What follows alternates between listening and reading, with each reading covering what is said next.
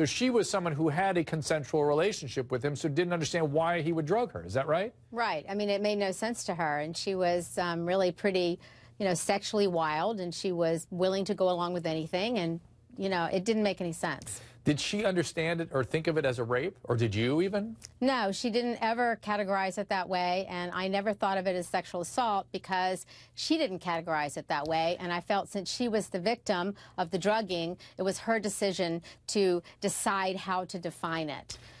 Sure. And I also thought it was a one-off. I mean, I didn't think he was drugging other women. I mean, and she didn't either. I mean, that was not something that we anticipated at that time, and we thought, she thought it was intentional, but I thought maybe it was some kind of an accident. Maybe he had given her something that reacted in an unusual and unexpected way and had knocked her out. And, one time it happened and it would never happen again. And people are struggling with why women are waiting so long to discuss this. Is that why you waited so long to bring this forward? It wasn't until you heard the other stories you thought maybe something is going on here? And as a second part to that question, you have described him, your relationship with him, as something very appealing. Yeah, I mean, he was always respectful with me, caring, generous with his time. He never offered me a pill. I mean, I never saw that side of him. And so it's like these two different personalities. It was very hard for me to put that all together. But I didn't even think about coming forward until 2005 because I didn't think there was anything to come forward about.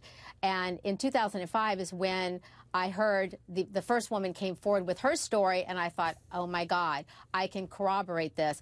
I know about this. I've known about this since 1981. There are other victims out there. And that's when I was in a quandary. I didn't know what to do. Should I come forward? Should I not?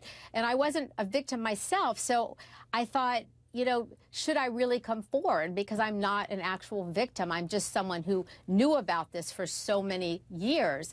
And then what happened is other women started coming forward to corroborate the first woman's story, and I thought, oh, I'm not needed. But I think that was a mistake. I think it's very important that people come forward and say what the truth is and not just assume someone else is going to take care of the problem. And that's what I thought was so powerful when I read your article, Charlotte, was the fact that you said that it's never too late to come forward. And I think that resonates with a lot of people. But also, you saw Bill Cosby after, right? After that one incident. In 2005. In 2005. So how was your relationship post? Did you ever confront him about your girlfriend? Have you heard from him as of recent?